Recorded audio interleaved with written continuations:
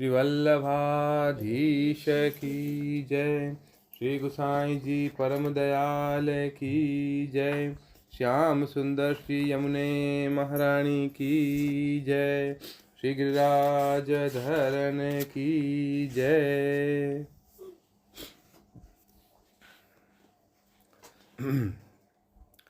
श्रीमद् भागवत तृतीय स्कंद, तीसरा स्कंद चल रहा है। 8वें अध्याय में हमने पढ़ा था किस तरीके से ब्रह्मा जी की उत्पत्ति नारायण भगवान की नाभि से कमल की उत्पत्ति हुई और उसी में ब्रह्मा जी की उत्पत्ति हुई, और किस तरीके से ब्रह्मा जी को बड़ी मुश्किल से पता चल रहा था कि वो कहाँ से कैसे उनकी उत्पत्ति हुई है। बहुत उन्होंने ढूंढने की कोशिश की, तब जाके उनको पता चला कि जो नारायण जिनके नाभि से उनकी उत्पत्ति हुई है वही भगवान हैं, और उन्हीं की स्तुति आज वो करेंगे 9वें अध्याय में। अथ नवमोऽध्यायः, ब्रह्मा जी द्वारा भगवान की स्तुति। ब्रह्मा जी ने कहा, प्रभु आज बहुत समय के बाद मैं आपको जान पाया हूँ। कैसे दुर्भाग्य की बात है कि देहधारी जीव आपके स्वरूप को नहीं जान पाते। भगवान, आपके सिवा और कोई वस्तु नहीं है। जो वस्तु प्रतीत होती है वह भी स्वरूपतः सत्य नहीं है, क्योंकि माया के गुणों के क्षुभित होने के कारण केवल आप ही अनेकों रूपों में प्रतीत हो रहे हो। देव, आपकी चित्त शक्ति के प्रकाशित रहने के कारण अज्ञान आपसे सदा ही दूर रहता है।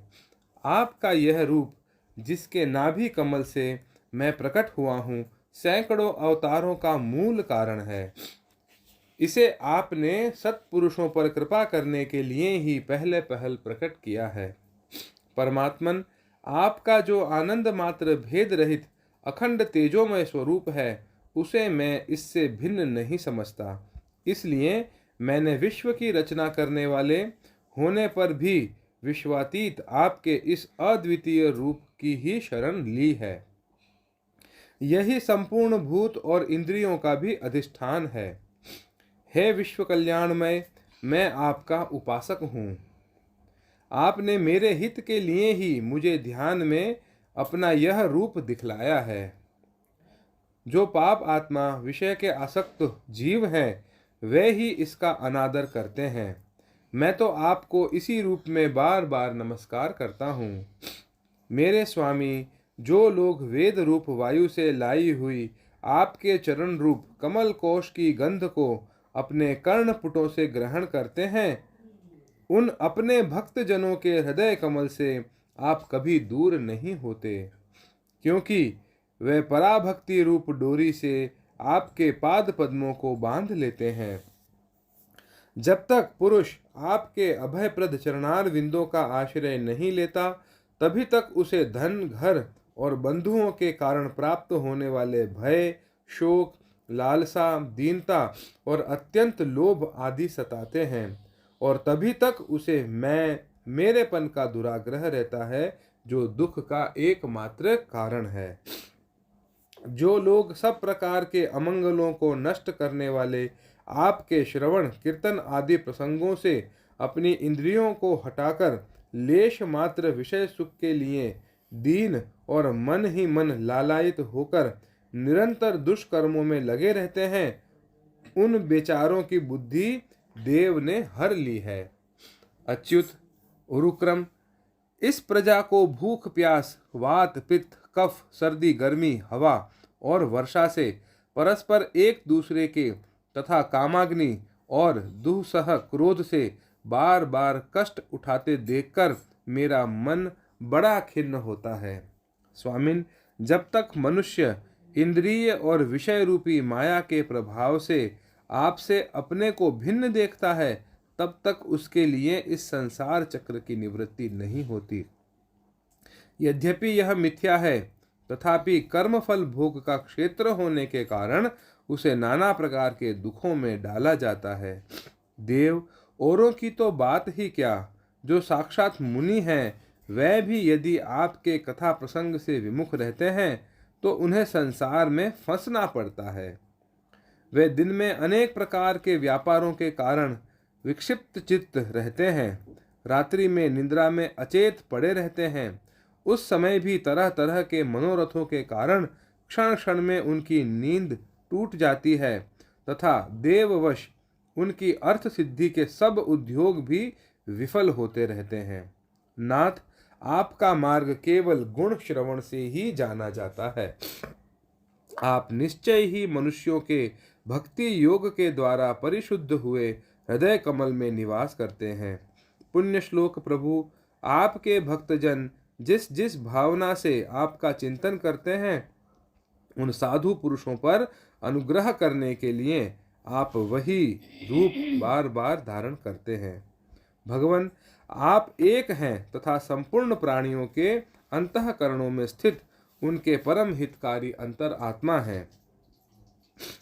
इसीलिए यदि देवता लोग भी हृदय में तरह तरह की कामनाएं रखकर भांति भांति की विपुल सामग्रियों से आपका पूजन करते हैं, तो उससे आप उतने प्रसन्न नहीं होते जितने सब प्राणियों पर दया करने से होते हैं।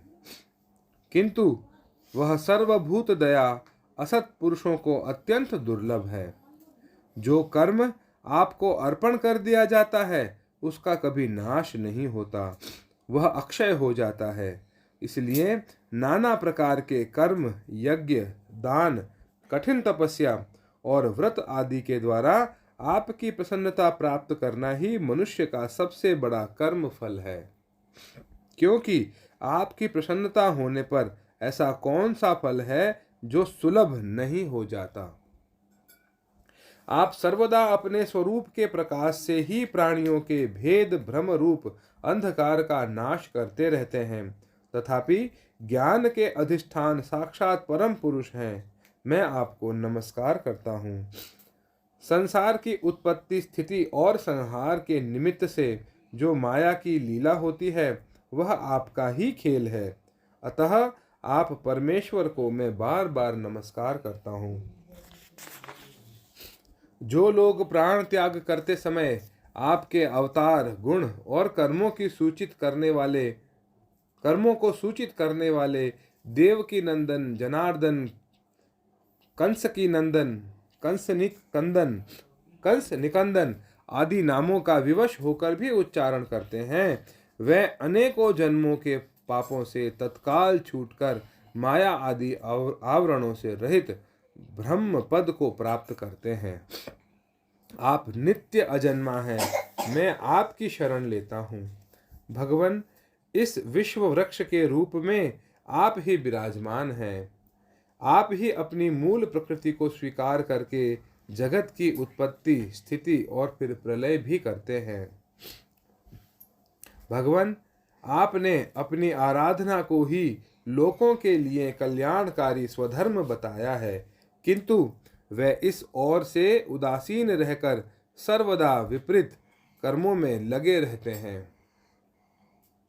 ऐसी प्रमाद की अवस्था में पड़े हुए इन जीवों की जीवन आशा को जो सदा सावधान रहकर बड़ी शीघ्रता से काटता रहता है, वह बलवान काल भी आपका ही रूप है। मैं उसे नमस्कार करता हूँ।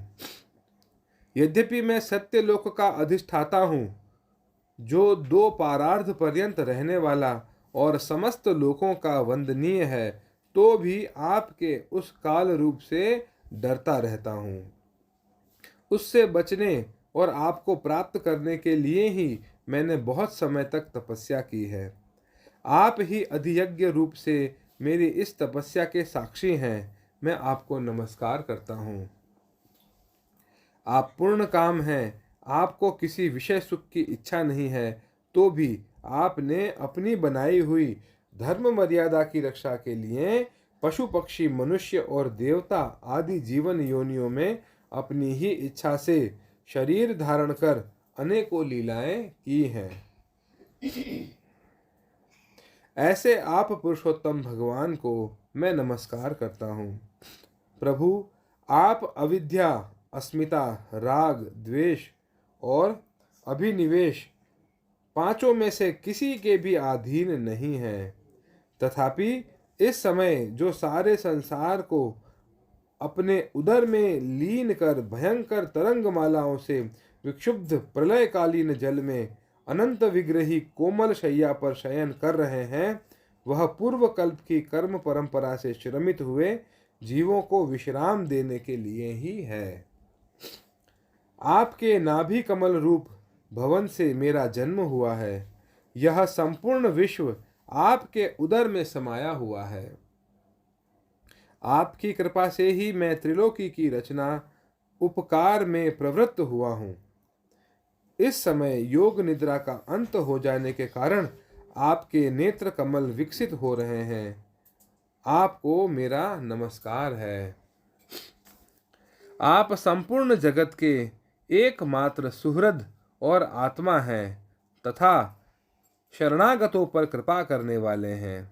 अतः अपने जिस ज्ञान और ऐश्वर्य से आप विश्व को आनंदित करते हैं, उसी से मेरी बुद्धि को भी युक्त करें, जिससे मैं पूर्व कल्प के समान इस समय भी जगत की रचना कर सकूं। आप भक्तवांछा कल्पतरु हैं। अपनी शक्ति लक्ष्मी जी के सहित अनेकों गुणावतार लेकर आप जो जो अद्भुत कर्म करेंगे, मेरा यह जगत की रचना करने का उद्यम भी उन्हीं में से एक है। अतः इसे रचते समय आप मेरे चित्त को प्रेरित करें, शक्ति प्रदान करें, जिससे मैं सृष्टि रचना विषयक अभिमान रूप मल से दूर रह सकूं। प्रभो, इस प्रलयकालीन जल में शयन करते हुए आप अनंत शक्ति परम पुरुष के नाभि कमल से मेरा उद्भव हुआ है और मैं हूँ भी आपकी ही विज्ञान शक्ति। अतः इस जगत के विचित्र रूप का विस्तार करते समय आपकी कृपा से मेरी वेद रूप वाणी का उच्चारण लुप्त न हो। आप अपार करुणामय पुराण पुरुष हैं। आप परम प्रेममयी मुस्कान के सहित अपने नेत्र कमल खोलिए और शेष शैया से उठकर विश्व के उद्धार के लिए अपनी सुमधुर वाणी से मेरा विषाद दूर कीजिए। श्री मैत्रेय जी कहते हैं, श्री विदुर जी, इस प्रकार तप, विद्या और समाधि के द्वारा अपने उत्पत्ति स्थान श्री भगवान को देखकर तथा अपने मन और वाणी की शक्ति के अनुसार उनकी स्तुति कर ब्रह्मा जी थके से होकर मौन हो गए। श्री मधुसूदन भगवान ने देखा कि ब्रह्मा जी इस प्रलय जल राशि से बहुत घबराए हुए हैं तथा लोक रचना के विषय में कोई निश्चित विचार न होने के कारण उनका चित्त बहुत खिन्न है। तब उनके अभिप्राय को जानकर वे अपने गंभीर वाणी से उनका खेद शांत करते हुए कहने लगे। भगवान ने कहा, वेदगर्भ, तुम विषाद के वशीभूत हो आलस्य न करो। सृष्टि रचना के उद्यम में तत्पर हो जाओ। तुम मुझसे जो कुछ चाहते हो उसे तो मैं पहले ही कर चुका हूँ। तुम एक बार फिर तप करो और भागवत ज्ञान का अनुष्ठान करो। उनके द्वारा तुम सब लोगों को स्पष्टतया अपने अंतःकरण में देखोगे। फिर भक्ति युक्त और समाहित चित्त होकर तुम संपूर्ण लोक और अपने में मुझको व्याप्त देखोगे तथा मुझ में संपूर्ण लोक और अपने आप को भी देखोगे। जिस समय जीव काष्ठ में व्याप्त अग्नि के समान समस्त भूतों में मुझे ही स्थित देखता है, उसी समय वह अपने अज्ञान रूप मल से मुक्त हो जाता है। जब वह अपने को भूत, इंद्रिय, गुण और अंतःकरण से रहित तथा स्वरूपतः मुझसे अभिन्न देखता है, तब मोक्षप्रद प्राप्त कर लेता है। ब्रह्मा जी, नाना प्रकार के कर्म संस्कारों के अनुसार अनेक प्रकार की जीव सृष्टि को रचने की इच्छा होने पर भी तुम्हारा चित्त मोहित नहीं होता। यह मेरी अतिशय कृपा का ही फल है। तुम सबसे पहले मंत्र दृष्टा हो। प्रजा उत्पन्न करते समय भी तुम्हारा मन मुझ में ही लगा रहता है। इसी से पापमय रजोगुण तुमको बांध नहीं पाता। तुम मुझे भूत, इंद्रिय, गुण और अंतःकरण से रहित समझते हो।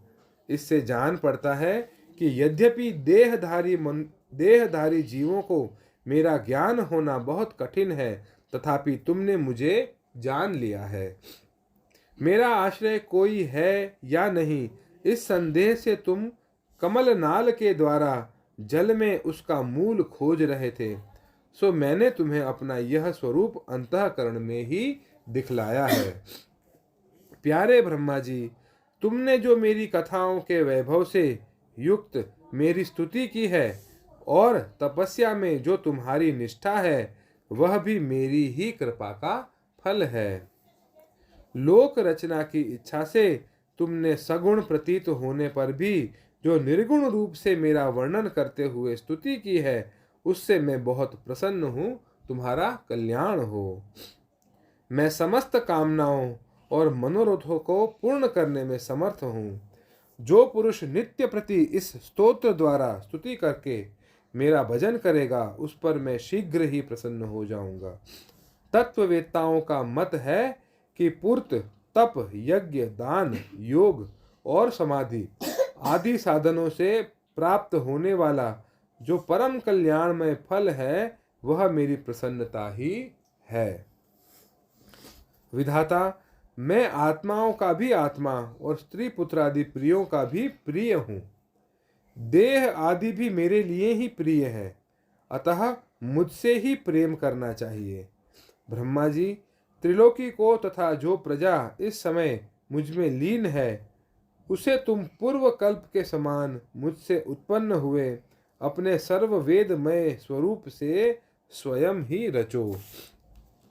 श्री मैत्रेय जी कहते हैं, प्रकृति और पुरुष के स्वामी कमलनाभ भगवान सृष्टिकर्ता ब्रह्मा जी को इस प्रकार जगत की अभिव्यक्ति करवाकर अपने उस नारायण रूप से अदृश्य हो गए। इति श्रीमद्भागवते महापुराणे पारमहंस्यां संहितायां तृतीय स्कंधे नवमोऽध्यायः। अगले अध्याय में यानी 10वें अध्याय में हम लोग पढ़ेंगे 10 प्रकार की सृष्टि का वर्णन। श्री वल्लभाधीश